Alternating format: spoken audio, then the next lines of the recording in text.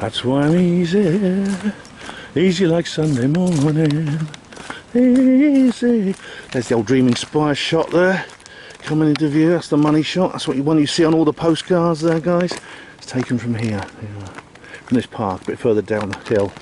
Oh, Hospital Porter's Pride and Dignity stopped the New World Order. Welcome to Panmo TV and welcome to this. I'm off on another adventure. Yes, it is Sunday morning here, it's very quiet. There's a couple of joggers in the park, but apart from that, no one really. But I'm just off on another adventure, and this is something amazing. Let me just show you where I'm going. Okay, this is the event I'm going to. It's the premiere of Capel Green. Now, you've all heard about this film. We've all been talking about it. I've been talking about it, and well, it's finally here. Honestly, I don't know much about this film except the trailers, which you've probably seen too. And they did show me, Tina and Dion did show me a brief little clip of it, just as in a private screening a number of years ago. So I'm absolutely thrilled about this, and I'm really, really curious to see the finished result. So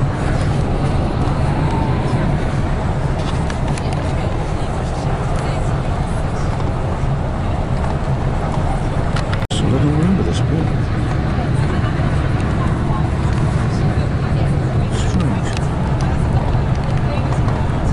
Mandela effects, I'll say more later.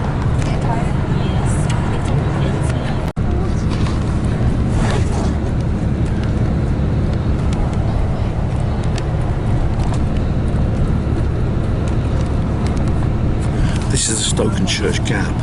Readers of Roswell Redeemed will recognise this because I actually describe it in the book. I've actually made another video specifically about this. I just can't remember what it's called.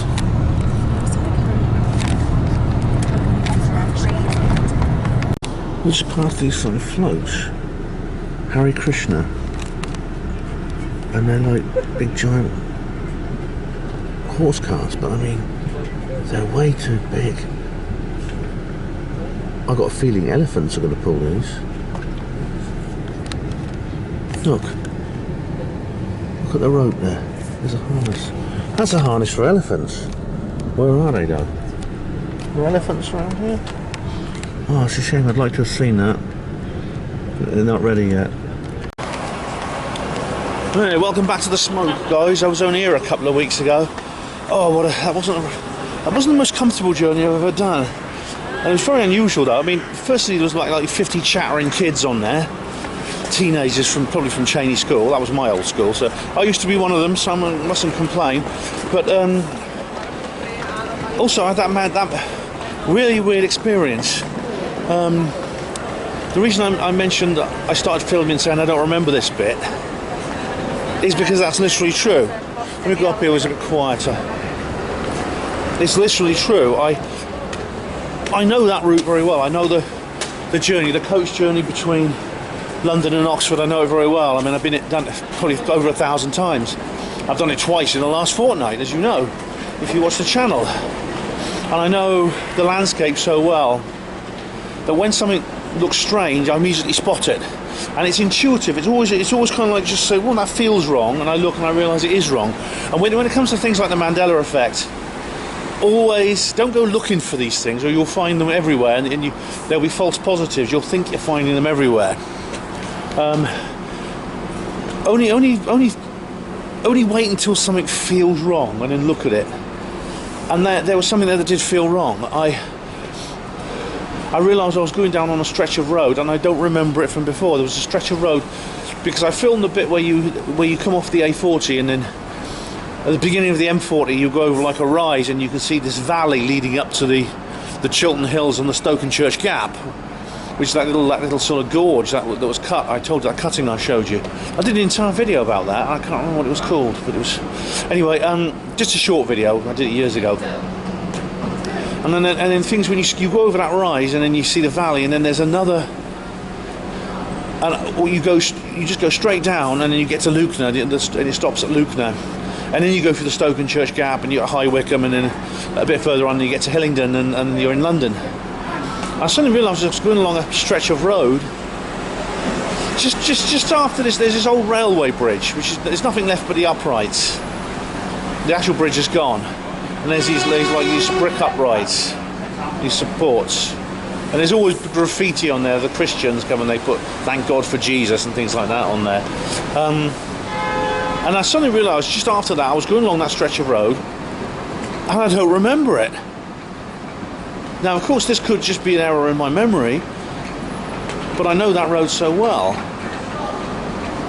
It could also just be a mistake on my part, and I accept that. This is always the thing with the Mandela effect. It's unprovable.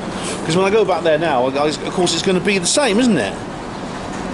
It's like the girl in the James Bond film with the braces. I mean, she doesn't have braces on her teeth, but people remember her with braces. That you can't go back and look at it again and she'll have braces again. I mean, maybe that does happen. You go back to the old universe. I don't know. People say, well, I've got a first edition VHS. I bought it in 1986. I'll go and dig it out of the basement. I'll get the dust off it and I'll dust off it and I'll put it in my old battered VHS recorder and see. Look, and she doesn't have braces because the Mandela effect changes the past as well as the present. But it's just, I swear, I don't remember that stretch of road. All I remember is going onto the you go along the A40. You go under that bridge. You go over that you go past the old railway bridge supports with the graffiti. Then you go on the junction onto the M40, and then suddenly, then you go over the rise, and then there's the Luton and the Stokenchurch Gap. But no, before then you get along this long stretch of road where the valley goes out of sight, and it's really weird. It's really weird. But that's the first time I've seen that.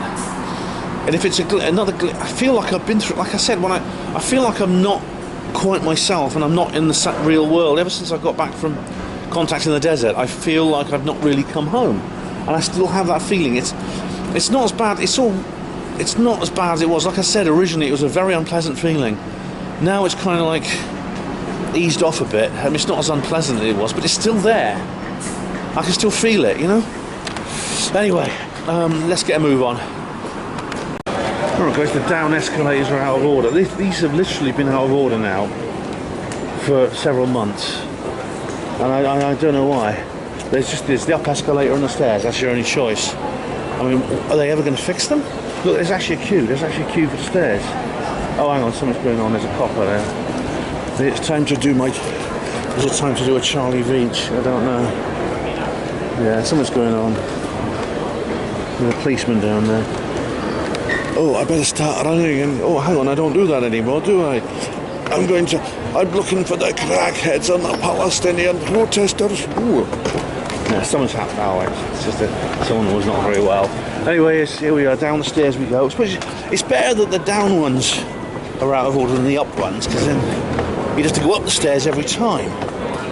So that's it. Here is Victoria Station. Alright guys, I'm coming out of Victoria Station. I've got to head for the Underground. Luckily on a Sunday it won't be so bad, and there's, like I said, I didn't want to go on the rush hour. It's unbearable.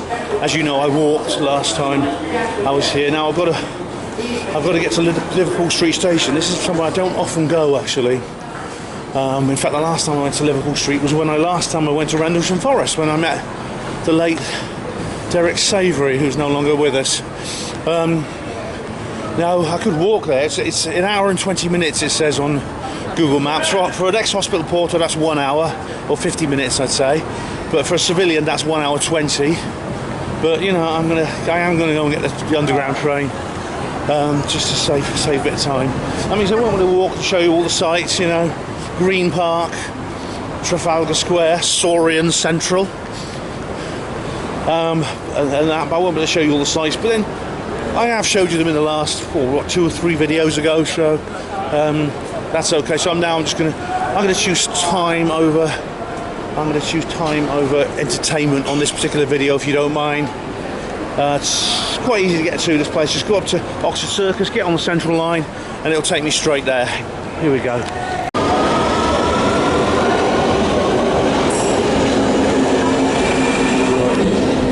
I couldn't get on that train And the thing is, if you're going to get...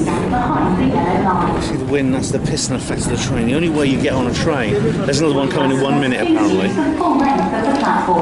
And you've got to do the London thing, right, and be a daredevil. The only way you can ever get on a train is you've got a perch literally right next to the edge of the platform. And one, you know, if I get dizzy and I sort of slip over, here it comes. Okay. If you're watching this, it meant I survived the experience. There it is. Here we are. This bit, I think, appears in Sandra de Roy's Awakening of 12 Strands, you know, the feature film she made. This bit, I think, reminds me of that. Although there were more people and there was that strange red-headed girl following her, if you remember that movie. Oh. Stranger Things is now a stage show. I think it might be worth seeing that. Oh, look at this, look at this. Look at it.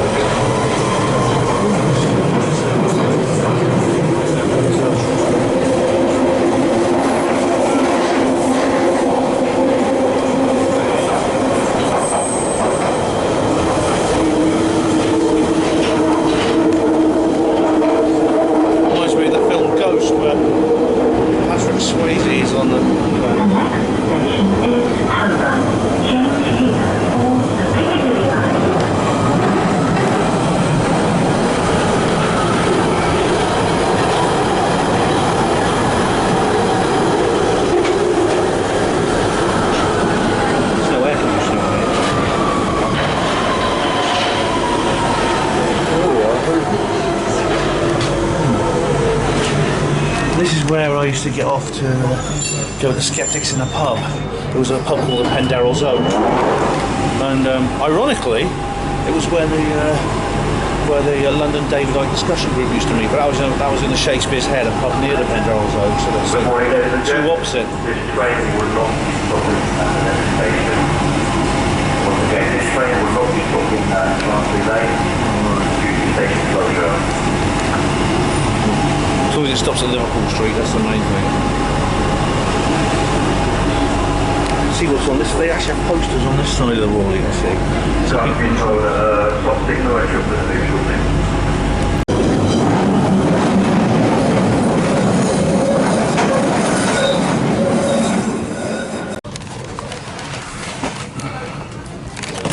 shortly. Okay, I'm now on the train at Liverpool Street. I didn't have time to film or record anything in the station. I basically got in, I found the ticket office and they said train going in 5 minutes, so I thought I'll go and jump on it. What it was it's actually quite difficult in Liverpool Street, and I remember Liverpool Street vaguely from my childhood when we used to go to the Netherlands. We used to catch the Harwich boat train from here. It's been refurbished since then, so it's a lot more modern, but I do remember travelling with my parents and my brother. But we went by train rather than by car. If you go in there's a sign where it says tickets, and it takes you to a row of ticket machines, all cashless of course. And I had to go up and ask someone, Colchester, is there somewhere where I can buy a ticket? Stowmarket, this, and Norwich. I had to go up and ask someone, is there a place I can buy a ticket without using the machine and paying cash? And they said, yeah, it's and they pointed me to it.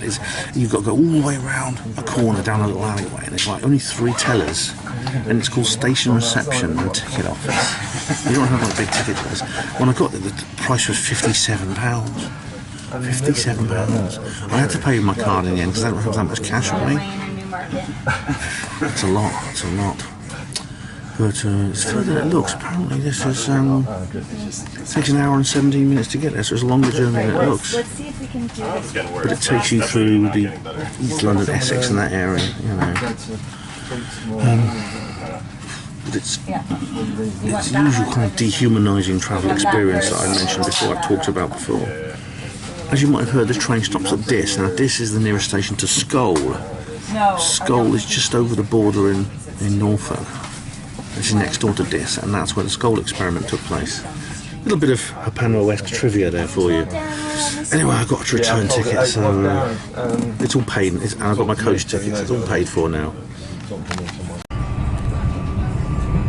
Quite a quiet train, this one. Yeah. It's the rabbits farm. Salmon Sparky.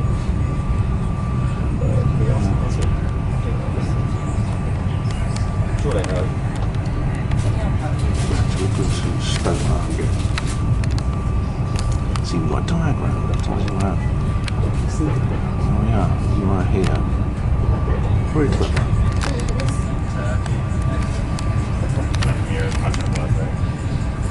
That girl didn't even teach you.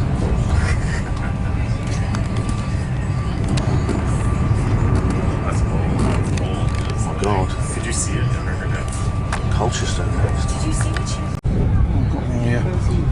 My favourite newspaper right here. I didn't know it was that old.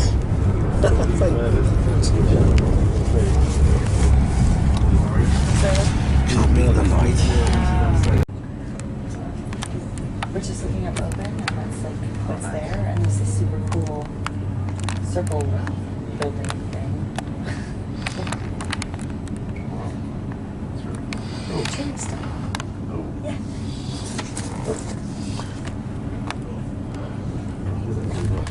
Colchester. Yeah, what's it? I don't know, I've never said that. Just looking at the. What's doing it's come up, but I've never heard it before.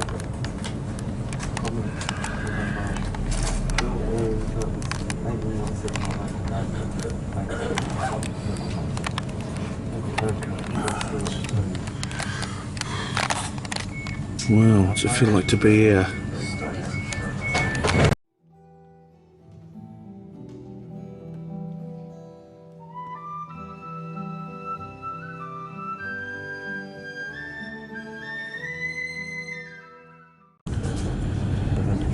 That's a very old city, Colchester, over 2,000 years old. It was called Capel back when it was founded.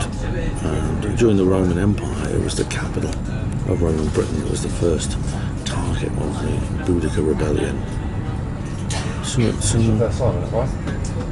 I feel strange to be there and realise the amount of history. And there's the ancient temple in the middle of the city where there was like a siege, and there's the layer of ash when the city was put to the fire.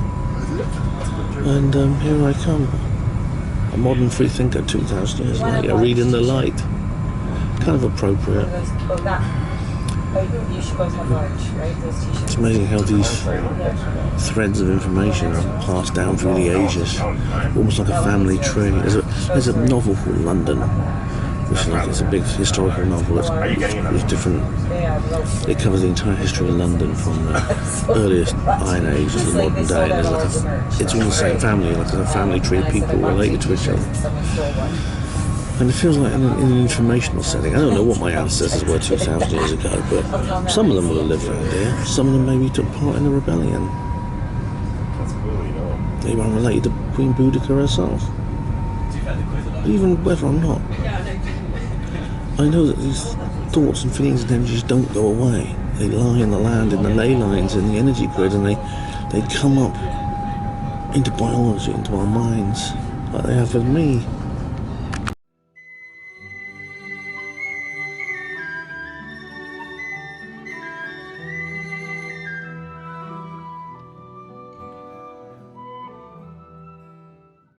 This is Stowmarket, guys. I've arrived. Went through Ipswich, where I used to get off the train when I used to meet Derek. I didn't bother filming that, but it appears in many more other videos. But it's a bit wet now. It's pretty good to actually be getting some rain because we need it. I mean, I've got to find my way to the cinema now.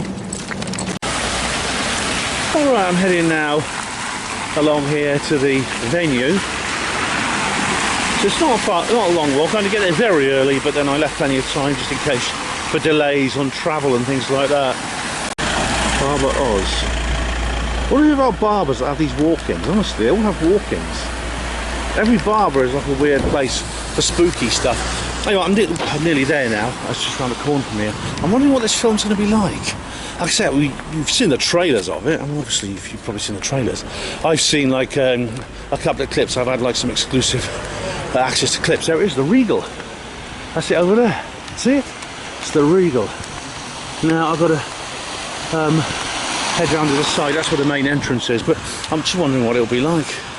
I'm like, I might be in it. I mean, I was filmed for it. I mean, it's unlikely actually I'll make it to the final cut, because I mean, Tino and Dion shot about like 500 hours of material. The film's only like 2.5 hours long, so probably. Well, there's a pub over there. Some of the guys might be in there. I don't know. So yeah, I'll go and see around the corner, see if anyone's at the cinema. If they're not, I'll go see if anyone's in that pub, because they'll probably be there. But I think I've got 2 hours to go. So not only did I buy the first ticket, but it's possible I'll be the first person to arrive. So that's a double historical claim to fame that I have, especially post-disclosure. You know, it'd be really, really cool. Right, here we are. This is it, the Regal. Obviously I can't film inside, but there'll be some people here, I'm sure. Maybe, yeah, some people there. Hello. I'm here. Well, you're right, there were people here, and some of them you'll recognise this, Heidi. Hi guys! You seem to be Larry! He's the star of the show. The film's No. Oh, don't be modest. Heidi's the star. Of course, yeah. Always. And I've got a friend Gary. I'm not going to leave you out of frame unless you want to be in frame. I don't really mind at Do you? all. This is my friend Gary here. He's in the film also. Oh right, you watch Apamo TV? Yeah, not Oh. all the time, but you know, it comes up sometime. I can have a look. You write about or talk about some interesting things. Thank you very much. Well, you're in it now. That's great. He's in the movie. Hey, wicked. It was actually bad. His name He's the radar operator from One. Oh, nice one, nice one. Brilliant. I'm in it. Well, I might be. I'll wait You and see. are in it. Oh, they kept my scene in, I did tried they? to get you cut out, but Oh, you last. just wouldn't listen. So they cut me out. So it's actually the movie's about you. Yeah, I think I took Larry's place. You see, yeah, he You're tried. bigger than me, so what can you do? Where do you? Yeah, I mean, I didn't. I thought I'd be on the cutting room You know floor. how it but- is, Ben. Oh, awful. Nothing will ever top our hunting morons. Oh yeah, that was brilliant. If you've not seen that, please do. It's We're gonna Tino do a made part it. 2 one day. Oh yeah, please. Tino made it, but yeah. Oh, it's great you're all here. It really, really is. It's great to see you. It's great to see everyone. Here's, ladies and gentlemen, this is the premiere event, man. This is history being made. Yay! Here it is, the store. Now, it's all sold out now.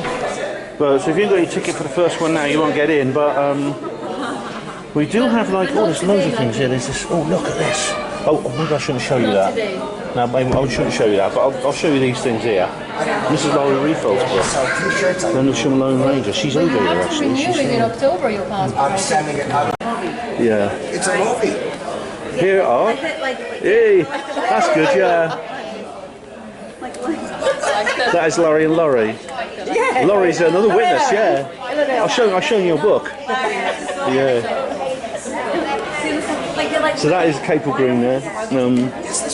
Laurie's another witness, and she's actually written a book about her own experience. Yeah, look, I'll show you this book here by Laurie Refeld. She was in the US Air Force, but she was a comrade in arms with Larry over in the 81st Police. So yeah, that's great. So that's, Come over here. I like to say they're the best two witnesses. do you want to be in front of the? Do you want to get? They definitely are the best. Yeah, do you want to be in front of there, Heidi? I'll get a shot of you in front of there. Everyone's got to stand in front of the posters. Yeah. Okay. I'll take a still of you. Well, we got some friends here. Amanda's here. She was at Usk a couple of weeks ago. I saw you a couple of weeks ago, didn't I? Yeah, not long. Tasha and Dave, you know. And, yeah, or Larry. I spoke. Larry was here earlier. Do you want to be in frame? I don't mind. Okay, I forgot your name. Rachel. Oh, sorry. Rachel's here too, who's at the Usk Lighthouse event. And so yeah, we're all here at the Regal Cinema here in Stowmarket, Suffolk, for the premiere of Capel Green. Historical. This is a day of history. This is. Now this is long-time viewer and your admin on the Facebook group. Yes. Liam. Yes. Hello, Liam. How are you? And Maisie's here too. Who's Liam's daughter, and you're both here to see Capel Green. The premiere, long time coming, but yeah, we're here. How do you feel about that right now? Exciting. Excited, yeah. We kind of we're in the film, so we're part of the cast list. So yeah, this has been a long time coming, and I'm going to enjoy every moment of it. We've already seen a sneak preview of it a few weeks ago. But, Oh, excellent. It's more of an opportunity to kind of meet the wider crew and good people like yourself, Ben, of course. You know? Great to meet you. And amazing. How come are you into UFOs and things like that? Yeah, I am. Has your dad got you into that? Yeah, you're the influence. You're the one that got me to believe in all of that. I've got a daughter. I've got a 30-year-old. She's 30 now, and she's kind of like, she's not really. She's open-minded to this sort of thing. But she doesn't really. She would never come to something like this with me, you know. But I'm glad. I'm glad you're here. I'm glad you two can do these things together. That's really cool. Yeah. No, it is. We do a lot together, don't we? Yeah, we Brilliant. Yeah, brilliant. We're frequent visitors of Rendlesham as well. Oh, excellent. Fun. Just from a social perspective, we try and strike a balance between taking our younger kids up there in the daytime, and it's not often for a big group of adults to go thundering around there at 2 o'clock in the morning when we feel like having a bit of a laugh. I've been over there a few times. It's sad that Derek Savory's not here. Yeah, there's a few. There's quite a few absent friends I'd hope would be here and they're not, but maybe they're looking down on us. I hope so anyway. Yeah. But they're enjoying nice it. One. Good. Right. More people arriving. Dave. Can you get shot in? I know I'm going to forget all about it. It's getting quite crowded. Actually, there's a bit of a queue forming now. There's Annalise and Pete and everyone else. Heidi's still here. I won't show you this book, but I mean, that is an amazing book. It's like a photo book of stills from the movie. I wonder what this music track is here. Cepheid. Now they do the score. Yeah. It's amazing. Sparks in the Darkness. Because you've got to have a good old vinyl disc, haven't you? Yeah, even though no one's got any equipment to play it on, you've still got to get one, haven't you? Absolutely. You need a collection. Exactly, yeah. I know you. I know you when you were a little peanut. Only on stream. Someone's just turned up with a first edition hardback of Left at Eastgate, and Larry's just signing it. Amanda, what was your name? Steph. Steph. That's actually my book and my name. And what is your name? My name is Sherry. Sherry. That's S-H-E-R-R-I-E. I'm glad I asked Sherry. This is another moment of history here. Larry's signing a book that he wrote like 30 plus years ago. Shut up, Ben. I think it was, yeah. It was that long, yeah. I wrote a lot of it in my 20s. Now I'm in my mid-60s. Who knew? Thank you so much. Whoever you both Left are. at Eastgate. I feel like those people at Comic-Con. Did you see my wrestling movie? Look at the cover. Let's look at the Billy Mummy from Lost in Space is on the table over there. Anyway. Left at Eastgate. I signed it for you, but it's going to... Well, it's gone back in my bag. What? Okay, I didn't know what to do. Okay, thanks very much. Thank you. That is very a real... kind. Thank you very That's... Keep it going. Should worth a lot of money one day. Well, guys, 5 more minutes and we can go in. There's a huge crowd here, so it's really, really filled up. I've seen loads of people that I know, so it's exciting stuff.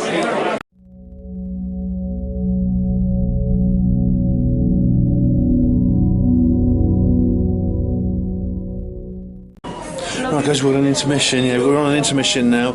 Only 15 minutes, and I don't know if we're all going to get into the toilets and back in that time. But I'll say more at the end. I'll say more about it. I'll tell you all about it at the end.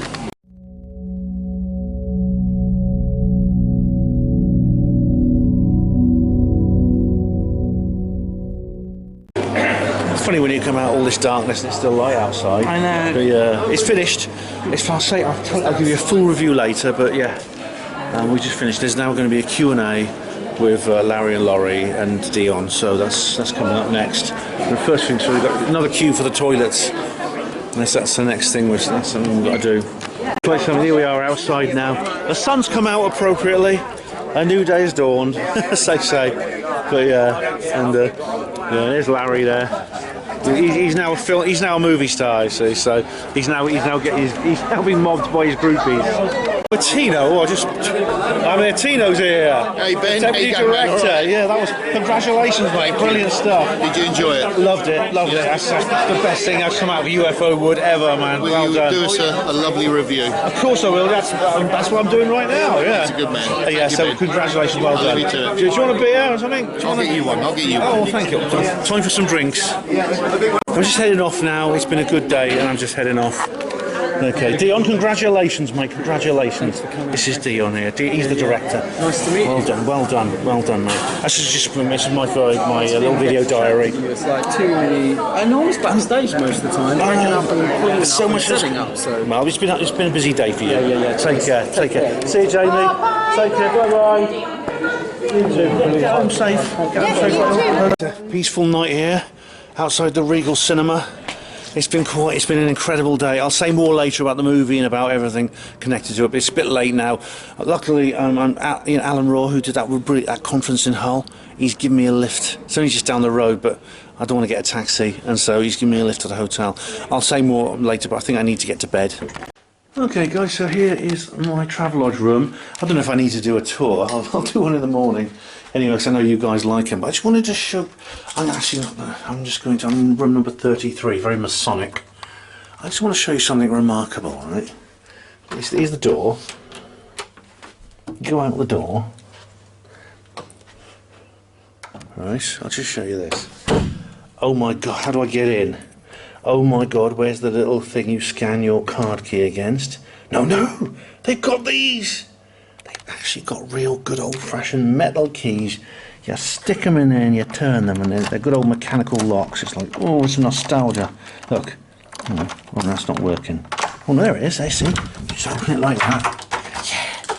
I mean, the number of times I've been in hotels, right, and they say, "Oh, I'm sorry, I got the card key's not working." I've even talked about this in some of my videos. I think it happened to me when I was in Manchester at the Skeptic thing.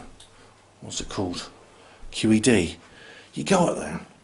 Oh, sorry, the computer system's not working. We're going to have to reset all our parameters and start again. You don't need to reset anything with these.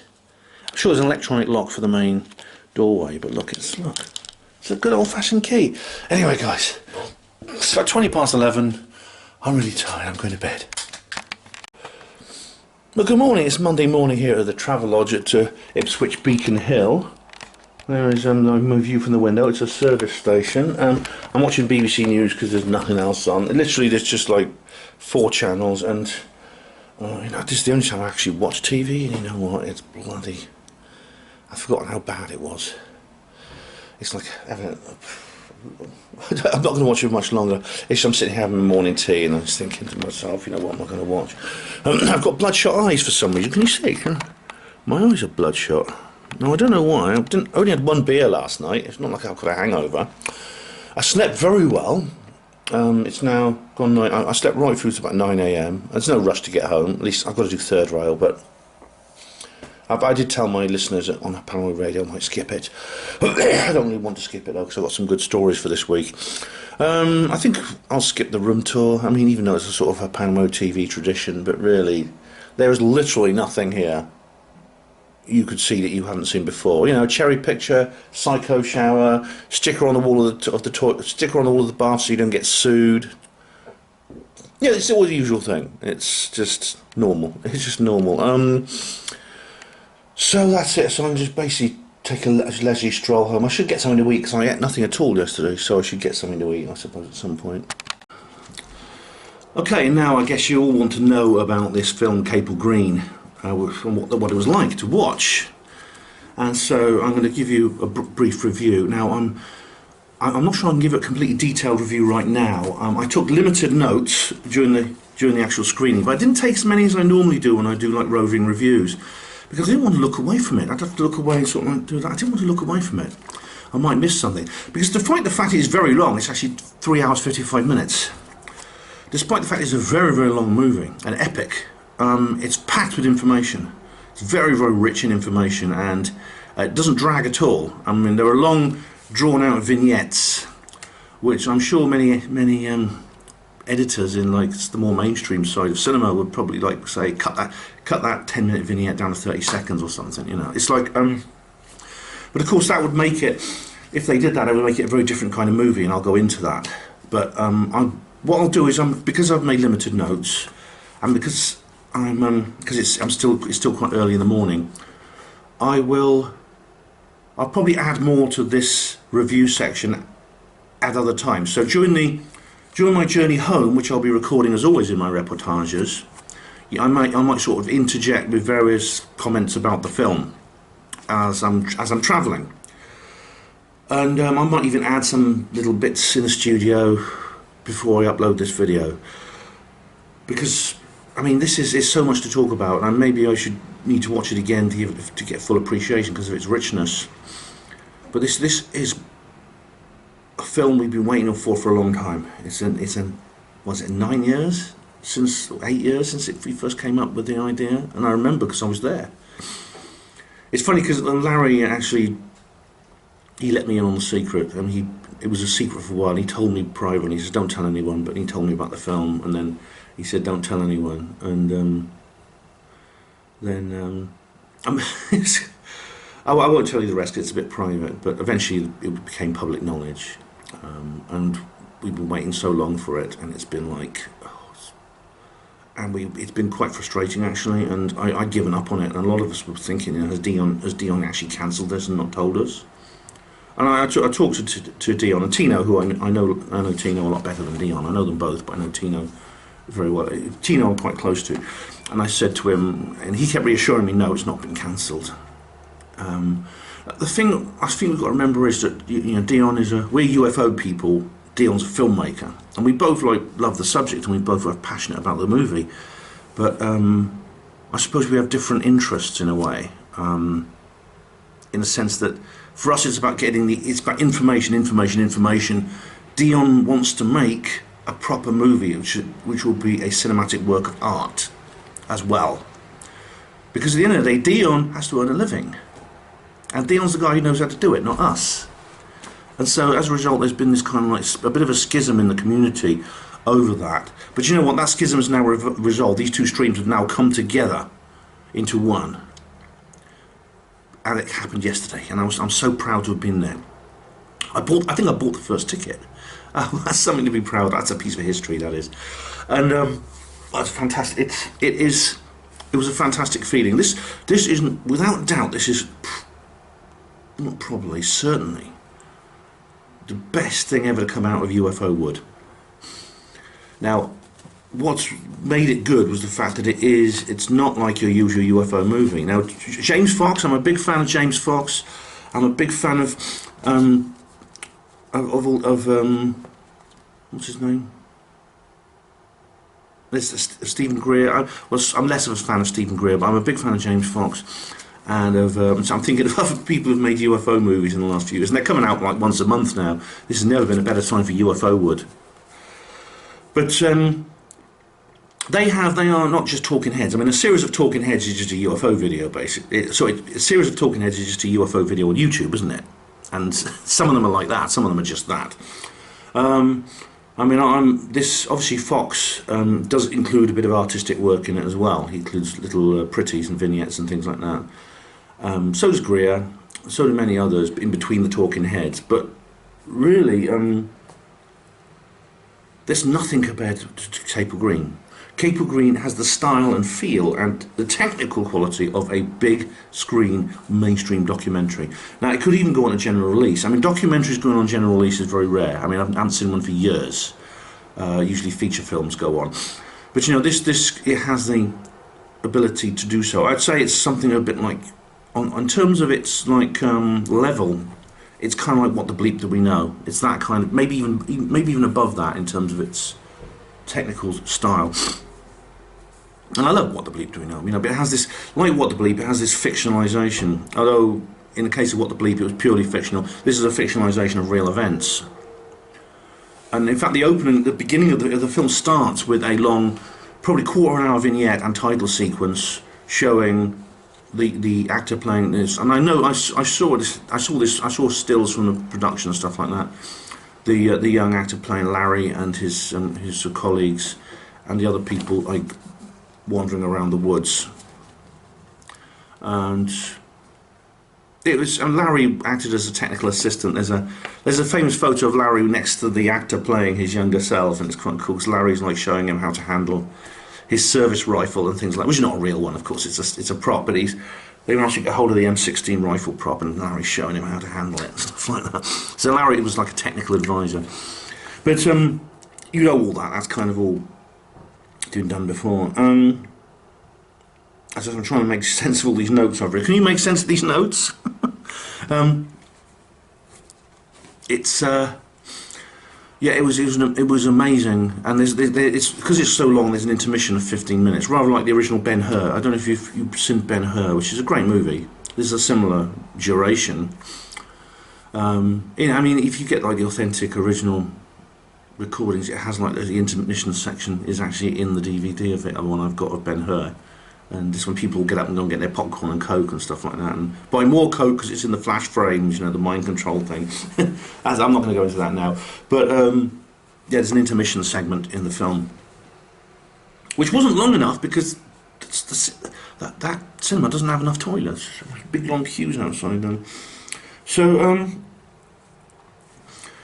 I mean, the basic story we all know about Larry's testimony, and it's done very, very well. I mean, you've seen it in the trailer, the craft that landed and things like that, and so it covers the basic story very well. But I mean, so much has happened. This film has really, it'll change everything, because let's face it, when this film began, there were like 4 witnesses. Now there are about a dozen, and indeed Laurie Rayfeld was there too. I didn't get a chance to do a face-to-cam with her. She's very, very busy and things. I didn't buy her book either. I'm sorry about that, Laurie. But I'll pick it up at some point. But it contains so much new information. This is one of the reasons it's taken so long, is that it contains a massive amount of new information. And a lot of it, I mean, was new to me. I mean, some of it you'll see if you've read Gary Hazeltine's Non-Human book, which is like the latest book about the Rendlesham Forest incident, where Gary includes a lot of this new information. But and that's all in the movie as well. But there's some extra stuff as well. So, for example, things that I didn't, all the new details. There's Steve Wagner, Steve LaPlume's sort of been in it before, known about. Let's have a look. Oh, I can't even read my own writing. I was just scribbling in the dark. Steve Wagner was one of the most interesting new witnesses. He had on 2 occasions he had weird experiences. Like there was a time when he was on guard duty on the flight line, and this red orb appeared above one of the aircraft, one of the A-10 tank busters, and it almost as if it was scanning it. He felt it was like examining this aircraft. Things like that. And the red orb, you see these craft, the objects and the craft and the aliens appear in multiple different locations with different witnesses. And indeed, as you know from my videos I made with poor old Derek, God rest his soul, Rendlesham Forest is a strange place generally, and has been for a long time.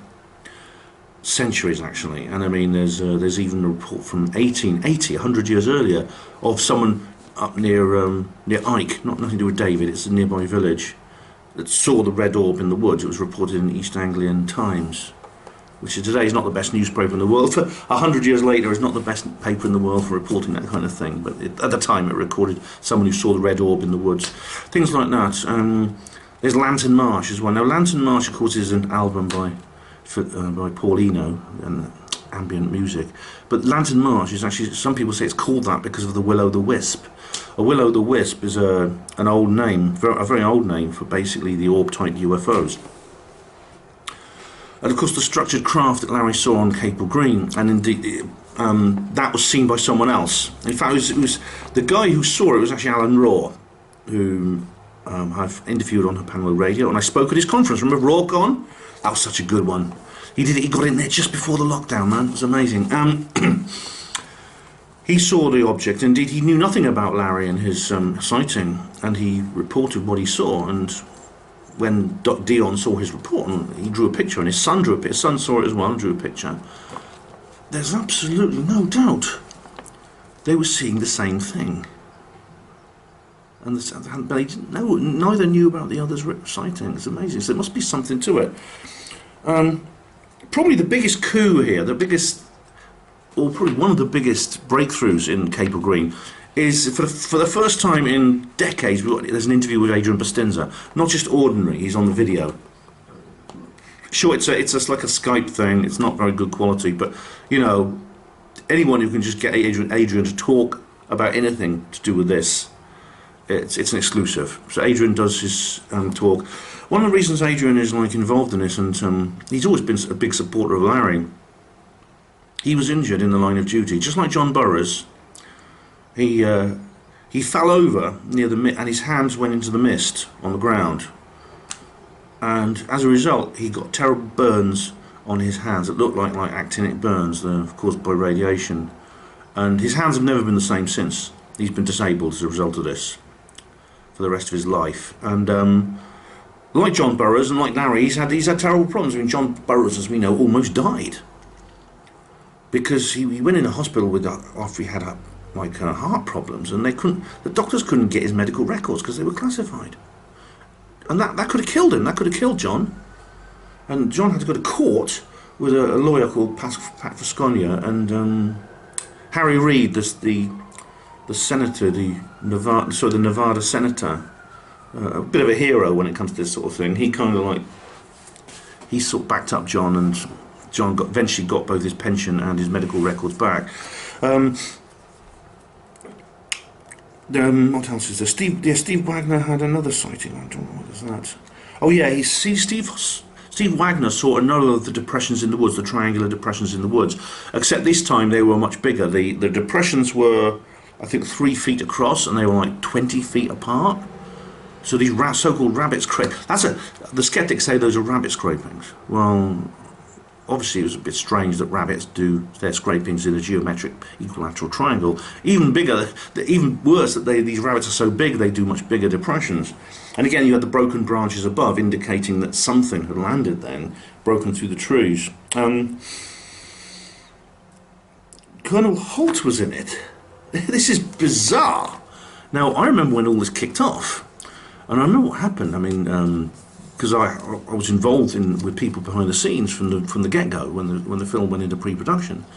Holt contacted the Capel team and said, basically, I don't want my name in that film, I don't want my image, you don't even refer to me, my tape, I don't want you playing my tape. I mean, I'm not sure the tape is Holt's copyright, but apparently he was threatening, Greek buggery on Dion and Tino and everyone else in terms of the law. If they used him, he was going to sue the asses off them all. And Tino was going, oh God, we're going to have to like do a recreation of Holt's tape with an actor who sounds like Holt, and we're going to have to like refer to him as just the Colonel and things like that, and we'll give him a fake name. And then the Achesons, I think, did it. Somehow I think maybe they did. Tim and Annika Acheson, who were so instrumental in gathering the forensic evidence at the field in terms of radiation levels. Maybe they persuaded him. I don't know, because there's a scene where Tim and Annika are like doing a tour of the woods with Holt, like I did. If you remember the one I did with John Hanson before John turned against me so brutally. It was similar to that. So, yeah, so it's really strange to see him in that. I mean, this is a lot. Laurie had 2 experiences as well. And Laurie was like this, she entered as a new recruit, and she wasn't happy there, she told me. She put on weight, and you can see it in the photos of her. She put on a lot of weight because she was eating a lot, and she wasn't happy there. And she couldn't wait to like be transferred out off the base. But she had these experiences that probably contributed to her malaise. One was when she was sitting in a patrol car at basically the east end of the Woodbridge base, where the bald patch is now, and she saw this strange thing in the sky. It was not like Steve LaPlume saw. He saw this, like, was it Steve LaPlume or no? It was someone else. Yeah, no, it was Steve LaPlume. Steve Wagner saw the thing in the woods. Steve LaPlume saw what he calls the heartbeat UFO, because it went like a heartbeat monitor up and down like that. Laurie saw something similar. She saw like 3 lights in the sky. And Laurie, but then it got more dramatic because Laurie was she was at the guard post on Eastgate, completely on her own, because the gates were locked at night and no one went in or out, and she was like on her own in the guard post there. So she was just there in case someone tried to break in through those gates. And she suddenly realised there was somebody behind her, and she sort of looked over her shoulder, and there was what she described as a glowing mantis being. Yeah. And And then there was yeah, well, and that was very strange indeed. Funnily enough, Holt reports a mantis being too. Now, I've never heard this from Holt. Colonel Holt said that a mantis being, some kind of white alien, like the ones that are often seen in these, in conjunction with these cases, it climbed over a fence, and which is strange because the fences are topped with barbed wire, the razor wire type. You can't climb over that without lacerating yourself terribly. But the alien did it, and so the alien invaded the base, just walking along, and it's really amazing.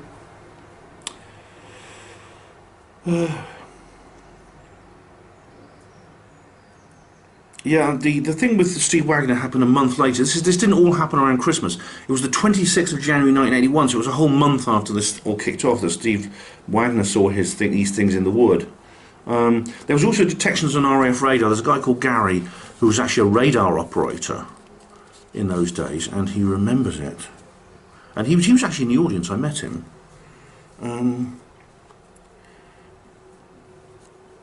Yeah, there was...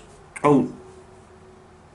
Yeah, there was this weird at the end. It was like I don't want to put in too many spoilers actually, because you really want to go and see it, and I don't want to include too much details towards the end of the film because it might constitute spoilers.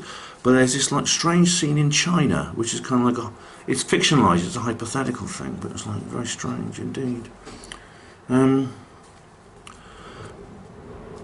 there's the question, of course, about foreknowledge. Now, this comes up again and again in UFOs situations. There's occasionally a time where you get the feeling the government knows there's something strange is going to happen, and they have troops on the ground ready. Now, they're not. Funnily enough, they're not in the exact place. Now, this has sometimes been used by the backslappers to say, like, well, they have foreknowledge because this is our craft. These are simply high-tech, human-made spacecraft. This is why they always know where they're going to land first, because they're talking to the human pilots. Now, that I doubt. The reason I doubt is because they don't know exactly where they're coming down. They know roughly where they're coming down. So, for example, you see this with the two famous Welsh cases, that is, Berwyn Mountains and Pentach. In the case of Berwyn Mountains, a whole, several battalions of troops were deployed forward from their base to Llangollen, but they weren't deployed directly to the hillside. They only went to the hillside later when they knew the craft was coming down. So they had some rough idea that a craft was going to come down. It was going to come down somewhere in northeast Wales, but they didn't know exactly where. Same with Pentach. With Pentach, they didn't have actually anyone in the field when the big pyramid thing appeared. Only Kaz and Dave saw that, and a few other people. But the troops were nearby, and there was a lot of like planes flying over in what has been wrongly called Exercise Chameleon. And then they deployed forward afterwards, like to Smilog Woods and Llantris Common and these places where they saw what's happening. And you see this with Rendlesham in the sense that Colonel Williams was there. Now, Colonel Williams was like he was later promoted to general. He was the commander of he was basically Holt's boss. Holt was the deputy commander of the Bentwaters Woodbridge bases. Williams was the top guy, and he was the one who organised the transport of the film. Because Larry reports when he got to Capel Green, there were about a dozen people there, including 2 British bobbies and 2 cameramen. One with a video camera and the other with a cine camera. No digital cameras in those days, and so they knew something was going to happen in that area. And then the mist was there at the time. Maybe that's why. Maybe they turned up when the mist appeared. I don't know. But then, of course, the object comes in. There's the blinding flash of light, and there's that strange craft, the thing that we're all familiar with. It's on my T-shirt, which is the craft and the aliens that come out of it in the bubbles. That's about as accurate an image as you're going to get in cinema, and the reason is because the production designers created this image and created that scene with direct consultation with Larry and long interviews where he described what he saw, and he remembers it very well. Larry, of course, has also suffered badly health-wise as a result of it. Both his physical and mental health has suffered very badly as a result of his encounter. When he was just 19 years old. I mean, he was criticised for phoning his mum, but he went to a phone box off the base, and because he probably knew that he couldn't use the ones on the base because they'd been monitored. But the government were monitoring those off the base as well.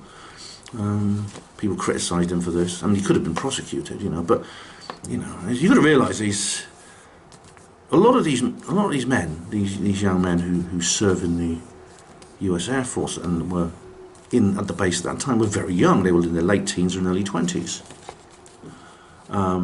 So Larry literally is only a couple of years out of school. It's instinctive at that age that you want to talk to your parents. It's a natural instinct for a man that young. When something terrible happens, something incredible, what do? He calls his mum and dad. It's natural. And there's also a great recreation of what's described very well in Gary's book. I must say I haven't read all of Gary's book. I've read bits of it. There's a chapter on Nick Pope that I haven't read. It's apparently very interesting. I was talking to Jamie, his daughter, last night. She said there's a very interesting chapter on Nick Pope, so I must go back to that book. Bonnie Tamplin. Now, Bonnie Tamplin is one of the witnesses who is currently remaining elusive. I mean, she may change her mind the way Bustinza changed his mind, but she's currently living in Italy. She must be like, she's got to be 60-something now. She must be retired.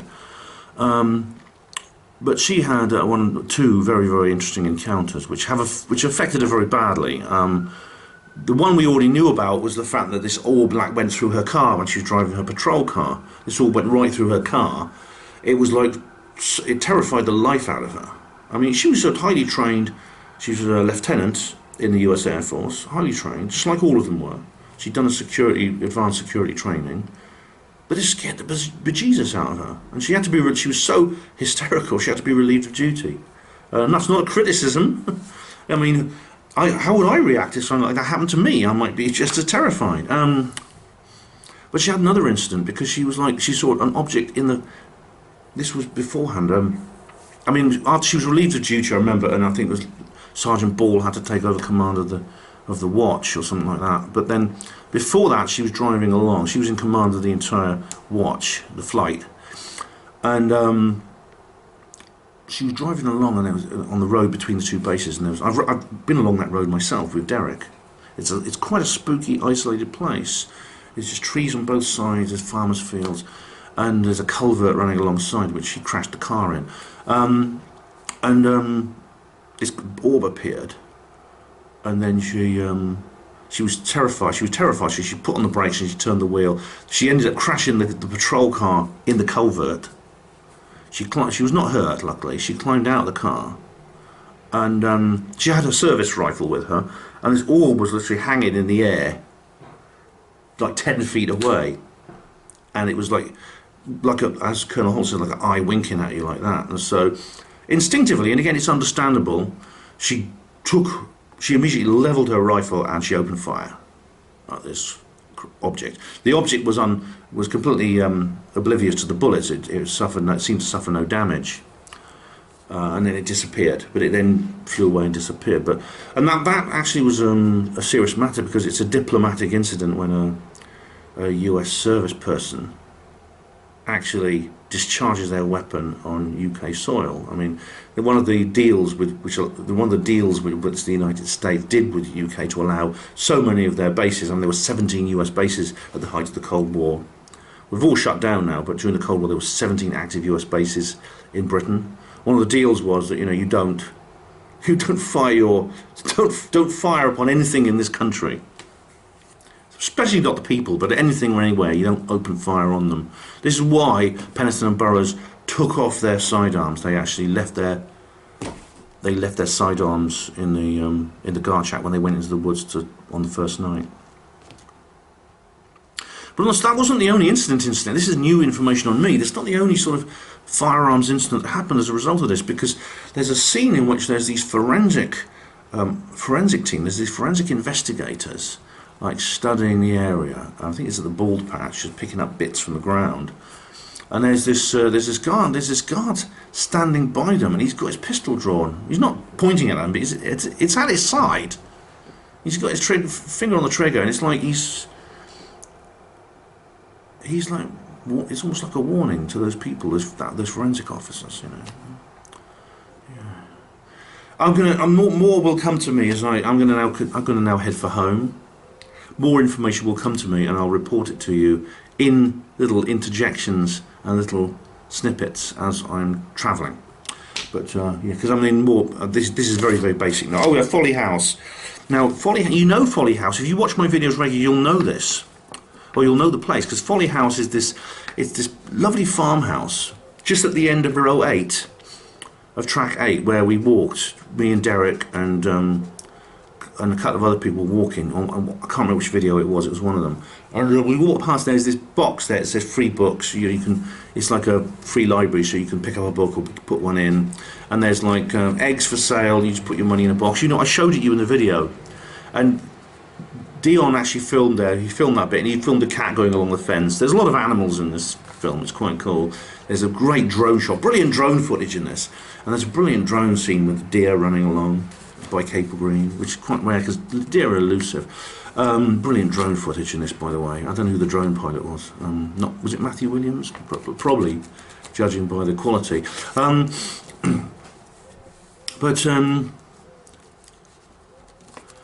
there was a really remarkable experience involving that family. It's very, very like the kind of thing Derek and Brenda used to report. Brenda Butler and Derek used to go for long hikes in the woods at night, and I accompanied them once. You know, I was too bloody tired to enjoy it. That's the problem. But two of the kids, they were actually played by Dion's own children. There was a young boy who was about 8 or 9 years old, and his older sister was like in her early teens, and they were like wandering along that track 8, and they suddenly saw 4 aliens, just like the ones that Larry had seen, with cream-coloured eyes, not black eyes, cream-coloured eyes. The rest of them were a different shade of white. And when they saw the children coming, they like turned into little balls and little orbs, and they flew away. And those kids are interviewed, and they drew pictures of what they saw, and you can see them drawing pictures of what they saw. Yeah. More, let me just check my notes. More will come to me, I'm sure. Was Holt in the CIA? Some people speculate that Colonel Holt was a CIA agent.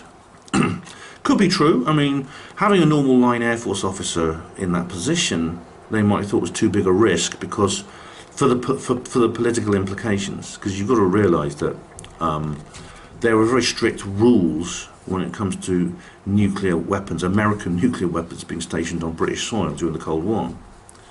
They have to be approved by Parliament, and they have to get a special licence. Now, the weapons storage area and the arsenal there at Bentwaters Woodbridge,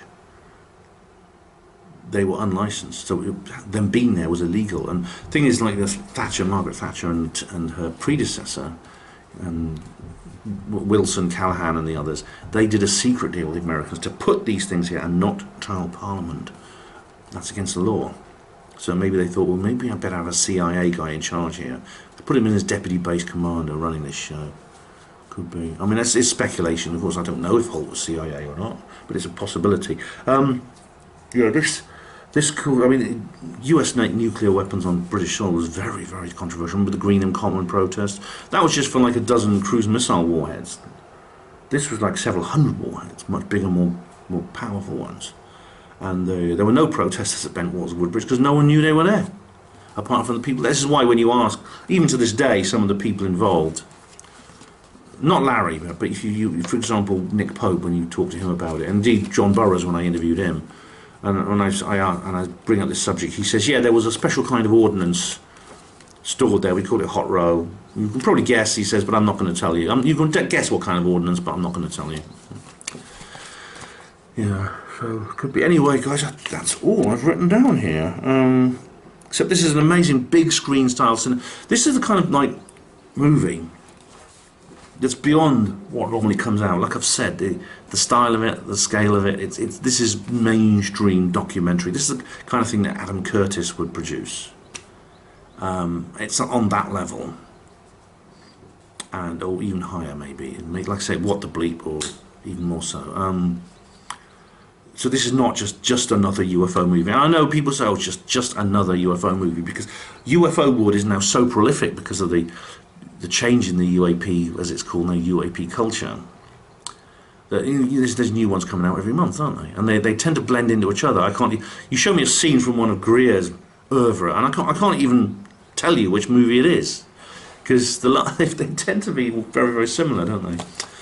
Anyway, is it the Lost Century or Sirius or the Beyond, or what's it called? what's the latest one? Asymmetric disclosure. Yeah, so, which are not really much more sophisticated than my YouTube videos. But anyway, not to run them down. I'm a big fan of James Fox, for example. You know, but this is a different league. This is way above it. This is better. This is way better than I expected it to be. Congratulations to Dion Johnson and to Tina Magaro, Deputy Director, and everyone else on the team. The researchers like Gary Hazeltine, the witnesses like Larry Warren. I mean, this is like, this is just blows. It's mind blowing. Please do go and see it. In fact, if you're watching this, look at where it's screening, because Dion is doing some selected limited release screenings in various places around the country. He's going to Australia soon for a tour there. Please go and see it. You won't regret it. You really won't. So, time to head home. Alright guys, I've just left the Travelodge, but this is going to be a bit tricky. How exactly do I get home? Well, the first stage I've got to get to Needham Market, the nearby the town, which is about a mile away, where I can get a train. I've got to get a train to Stowbridge. I could maybe technically get one to Ipswich and then just get on there, just because I've got my tickets valid from Stowbridge. But unfortunately, I mean, I've got like, there's no. Look, this is the pavement basically. Now I'm going to have to go across a busy dual carriageway. Luckily, it's not a motorway. It's not a motorway. You're not allowed to walk on motorways. But I've got to find my way across this dual carriageway roundabout, basically, without getting run over and without getting pulled over by the police or whatever. I mean, they can't pull me over. They can't. I'm not doing anything wrong walking. But there doesn't seem to be any pavements. I noticed that last night when I was driving down here with Alan. There's no pavements and no crossing, so I'm going to have to be very, very careful. But if I can get just to the far side of this roundabout, there's like a little minor road I can use. This is going to be very tricky. I won't be able to film much. But this is just like the one in Cardiff. Do you remember the one at the service station in Cardiff? At least the traffic's all coming from one direction. That was the same. Do you remember? This is not intended for pedestrians. It's assumed, I think, people staying there are going to have a car. So this is going to be tricky, but I'll manage it. Okay, no graffiti here. So you can see how very rarely people come along this way. I've got to go down here. There's like a little road, I think. Okay, this is called Kettle Lane. If I walk along here, it'll take me to Needham Market, where I can get a train to where I want to go. It's going to be a little bit. This is just like the walk from Cardiff, except the weather's not as good. In fact, I'm going to get my feet wet walking along here, I'm certain. But all I can do is I'll face the oncoming traffic. When something appears, I just get out of the way. It's the usual highway code. But yeah, I'm going to get wet feet here, I think. Unavoidable. Let's just dry off when I get over. I've got these little winkle pickers on. No Wellingtons. Okay, I've kind of got the hang of this. You just stay very, very close when you're walking on roads like this. And I did it, remember the Usk Lighthouse thing, which was not as bad as this actually, because the road was less busy. But if ever you're walking along a road there's no pavements like this, stay very close to the right-hand verge, and when something comes, you just like squeeze in like that. Now, that's a catch. This is the Mustard Pot Veterinary Surgery. Look at that, eh? That's the kind of it's the kind of house that American tourists think we all live in. I don't live in one of those. Never lived in one of those. I stayed in one a couple of times. They're they're lovely, aren't they? They're quite rare in this country now. I'm nearly there now. I've passed the sign that says "Welcome to Needham Market," so we should be getting a pavement pretty soon. In fact, there's a bridge here, and from there, hopefully, there'll be a pavement because we enter the town. And they're used to more pedestrians. There's a pavement here. Hopefully it will carry on. Now we have a pavement here. Now some of you will say, well, why didn't you get a taxi, Ben? And it's like, it is actually it's pretty a safe thing to do would be to get a taxi. But you know, I'm used to saving money. I mean, I'm earning again. My book sales have increased actually in the last few weeks, quite healthily. Oh, it's lovely. Isn't that lovely? It's like a duck pond. Oh, isn't that beautiful? That reminds me of Fresno. Do you remember Woodward Park? Except the weather's a lot cooler here. Oh, nice. Anyway, yeah, I suppose I'm used to just saving money, and I thought it's not far to walk. It's going to be about half an hour's walk, and it has been about half an hour to get here. I mean, someone shouted at me at one point. I didn't hear what they say, but I know what they were saying. Oh, don't be walking along here, you'll get yourself killed and stuff like that. It's always a risk. But I was obeying the highway code. The highway code is designed to protect pedestrians on open roads, and I obeyed it. I walk on the right-hand side, near the verge as possible. I ducked out of the way when cars were coming. Oh, here's a low bridge. I ducked out of the way when cars approached. So that is in accordance with the highway code. So as long as you obey that, the risk is reduced. All right, so here we are. We have a pavement. So now we've got to find the railway station. I'm not sure exactly where I'm going, which direction. I mean, whether I can get one straight to London from here. My ticket's I'm sure it's valid because it's from Stowmarket, but I might have to go back to Stowmarket and get on another train, which wouldn't be too bad. I need to get some breakfast at some point. I didn't eat at all yesterday. All I had yesterday was a cup of coffee, 2 cups of coffee actually. Oh no, a cup of tea and a cup of coffee and a beer. That's all I had. Here we go. There's a big long one. We're on the station here.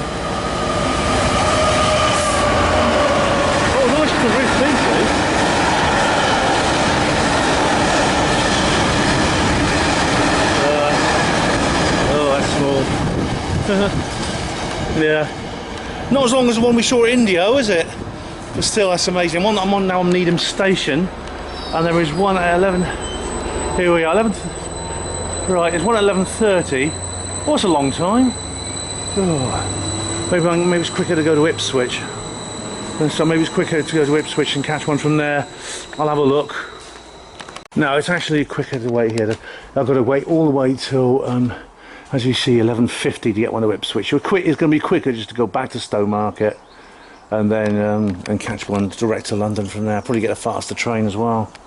So never mind. I mean, I've got no immediate rush to get home. I have plenty. I have time to sort of relax a little bit, take my time. Although, like I said, I do want to do third rail radio, so I might even go for a little walk. Might be easier just to go for a little walk, pass the time, rather than staying on the station. But I must be back in time to catch the train at 11:30 from here, which is like 40 minutes time. Alright guys, well, it makes absolutely no difference because the 11:50 from here to Ipswich is the very same train I get if I go back to Stowmarket and change there, so I might as well just wait here. If I go back to Stowmarket, it's for no purpose. It's like those annoying people who want to go up in a lift and they get into the lift going down, and I go to the bottom and go back up again. If you're a hospital porter, you'll know this is particularly annoying for you, because you will know that the buggers, you're on level 0, like near the bed store, like you've got a vehicle, and let's get down. It's right at the bottom floor, okay? So no one should be going down to that level unless they actually want to go to that level. It's full of, you open it up and it's full of patients, relatives, and visitors, and it's actually packed. And I say, "You getting out here?" "Oh no, we're trying to get to level 5." And I say, "Well, you went into a lift heading downwards." And I say, "Yeah, we just wanted to go down and go up again." And I said, "Well, I can't get this bloody ward bed into this lift because it's full of you people going down and going up again." Oh, one of the little niggles of being a hospital porter, which every HP will know about. Anyway, guys, so what I'm not going to be one of those people. All right, I'm going to get the 11:50 from here to Ipswich, and that should get me to London Liverpool Street by 13:17. So with any luck, I should be home by about 3. But I might stop for breakfast somewhere, or something, or dinner. Find a Wetherspoons, as per tradition. I'm just going to have a wander around this little town. I might even buy a snack or something here instead. So, because I've got like almost an hour now. Walking down this lovely little road. It's nice I had the opportunity to do this. Oh, excuse me. To walk.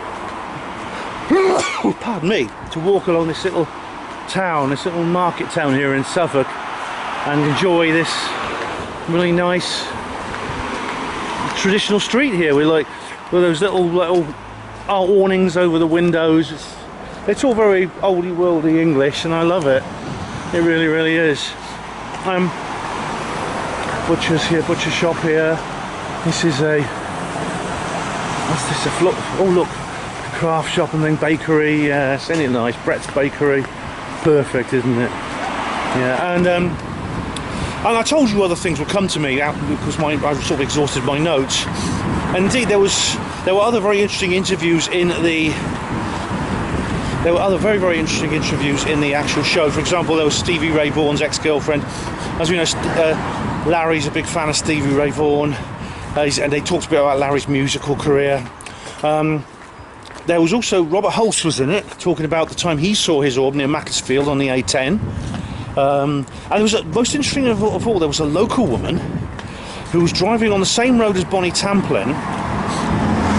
I think it was the same night, and this was probably before her incident, because they don't remember anything strange happening there. And she was driving with 3 friends in this old car, and she's a local woman. She was interviewed in the video. Someone in the audience later told me it was nice to hear a local accent in that video. And she and her 3 friends, they were young teenagers, or young early 20-somethings at the time. The car stopped and the electricity went dead. All the electrics went out. Dashboard went dark. Engine stopped. That's a common feature. You see that with Cash Landrum and other incidents like that. And at that moment, just shortly after that, when the car just went completely dead, like everything cut out, she saw like these 3 objects in the sky just zipping across the sky. And I thought that was very interesting. It's an interesting new witness there. Very clever stuff. Alright guys, I'm enjoying this little stroll actually, down through this lovely little market, little market town. So I'm not in a rush to get home, like I said. Right guys, time for a very important bit of free advertising. This is Brett's Bakery, Traditional Bakers and Confectioners. There's their phone number, there's their board. They are here in New Neenah Market. Please do go and use them whenever you're in this town or in this vicinity. You know why?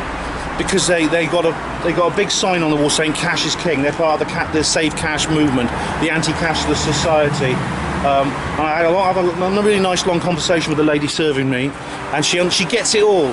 I talked to her about like the Tesco's thing and the Butlerian Jihad, and what Rita Panway voice, you'll know about that, and the fact they have automated tills and they're cashless and there's no people to talk to. She gets it all. She really gets it all. These are the opening hours. They do accept cards, but they prefer cash. Please do use Brett's Bakery, not Barrett's. Brett's Bakery. Please do use them. And here is a street with a very interesting name. Pickle. I think it's pronounced Pikel. I'd like to walk down here and get back to the station, but there doesn't seem to be a way, so I'm going to, well, I might see if there's an alleyway, but I'm going to head back to the station now to get the train. Okay, I'm going past this pub with a brilliant name, Rampant Horse Inn, heading back to the station. Now, I must say, I'm a little bit nervous right now, and the reason I'm nervous is today is the 21st of July, and if you're a regular viewer, in fact, if you watched my most recent video, before this one, probably, you'll know that, today is the day that the Hubble Space Telescope is going to turn its lens towards All Please or 3i Atlas, the interstellar object. I'm both excited and nervous. I'm excited in case because this could confirm that it is actually an artificial object, an artificial craft, or it could confirm that it's just another bloody comet, a slightly more interesting version of 2i Borisov. And let's face it, 2i Borisov is about as boring as interstellar objects can get. We'll find out. Or will we? See, I do wonder, it's possible that, I don't know exactly what the flow of data is from Hubble. It could be, if it's controlled from a single source at NASA, it would be possible to suppress the information that it is actually an artificial object if it turns out to be so. Then again, it's unlikely when you consider that scientists all over the world will probably want access to the raw data from Hubble, and indeed I know other telescopes, such space telescopes like JWST, there's no like filter on them. All the raw data from the signal goes direct to laboratories all over the world. So unfortunately, if Hubble says it's a comet, then it's a comet, but it might not. If it doesn't, it may discover something that will make this case either far more interesting or far less interesting. Obviously, I hope for the former. And by the end of the day, I don't know what time zone exactly, Hubble will be doing this, and we should know. We may not know the whole truth, but we will certainly be closer to the truth. Right, something a little bit unusual for you train spotters here. Most small stations like this have a bridge for actually one platform or the other. This one has a tunnel, so I'm going underground. This is very unusual for a station this small. Let's have a look. This should be interesting. Okay. It's just a blank tunnel. No secret passageways leading to deep underground military bases here, I'm afraid, ladies and gentlemen. Just some stairs coming up here. Oh, and we find ourselves on the other platform. Yep. As simple as that. Yeah, I've reached Ipswich. Yeah, look at this tunnel there. It's a lovely station. It's raining. And I'm in the dry. It's good. It's alright when you're in the dry. Only got a few minutes till my train gets here.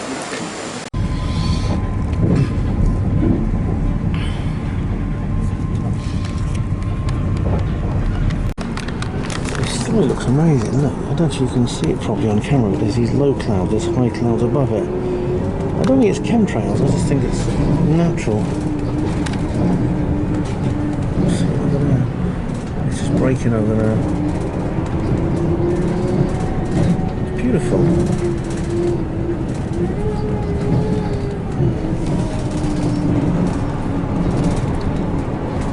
Get out of the way.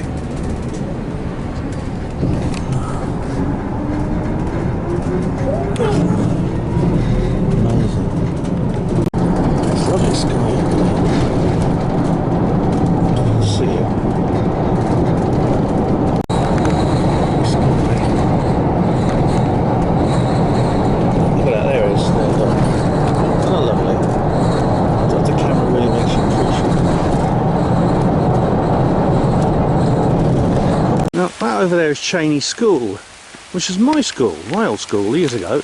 It's changed. That wasn't even there when I was there. Neither was this building over here, but I do like the artwork they've got on there. It's good. They never had that when I was around. Well, guys, I'm back. It's wet. Oxford. It's nice to see it raining. Actually, I missed it. Yeah. Well, what can I say? I can't really add much to what I've already added. I didn't mention anything about the score. Now, the music and sound effects is brilliant. Really, really atmospheric and spooky. In fact, you can actually catch a lot of the best of it actually in the trailer. Some of the best sound effects and score are in the trailer. They were composed by a band called Cephid, or workshop called Cephid, and I showed you there. I showed you the soundtrack's been released as a CD and a record, of course, because you got to have a record, haven't you? So the Beatles, all the Beatles albums are still selling well. They press millions of them a year, but no one has any equipment you can play it on these days. Funny enough, I asked Dion's kids, I mean, you know, what's that? They said record. I said, you heard of that? People twice your age have never heard of records. No, they'd heard of them. Yeah, they said really, really remarkable new witnesses. I mean, I didn't mention Mike Stacey Smith. Now, he almost also fired on the Red Orb, but in a different situation. And he had a big machine gun as well, because you'd done a lot more damage, for example, from stray bullets and things like that, than Bonnie's service rifle. But it was a similar situation to Bonnie Tamplin, yeah. As I said, Bonnie Tamplin, I got a feeling Bonnie Tamplin herself is just, I think she was threatened, you know, because, as I said, there was, her actually discharging a weapon on UK soil is would be a massive diplomatic incident, a huge diplomatic incident. And they may threaten her and said, look, we'll make you like the fall guy on this if you don't keep quiet about what you saw and just disappear. And so now she's in Italy. She may turn up. I mean, people said Adrian Bustinza would never speak again, but he has done. You know. So people change their minds. People said Holt would never be in the movie, and he's in the movie. So yeah, times change, people change. So maybe I think that maybe the next step is getting hold of Bonnie. If you're watching Bonnie, get in touch with Dion. But yeah, there was absolutely, words fail me. The greatest thing to come out of UFO wood since Close Encounters. Oh, well, that doesn't count because that's like a Hollywood feature film. So it's different. I mean, I'm talking about like the the specific ufological cinematic documentary movement. I think it's the best thing ever. Please do go and see Capel Green as soon as you can. It will be on home release, but not for a while. So look at where the showings are. There's in fact there may be still some showings in Stowmarket. I know they're doing a mini. There's a mini run of it this in the next couple of weeks. Go and see it. By the time you watch this, there may still be some tickets left. I'll upload this as soon as I can. Please do go and see Capel Green. You will not regret it. So congratulations to Dion and Tino. Well done to Laurie, Larry, all the witnesses. Well done. Thank you to everyone who took part in this film, including me. And thank you for watching Her Panwo TV. Hospital Porters, Pride and Dignity. Stop the New World Order.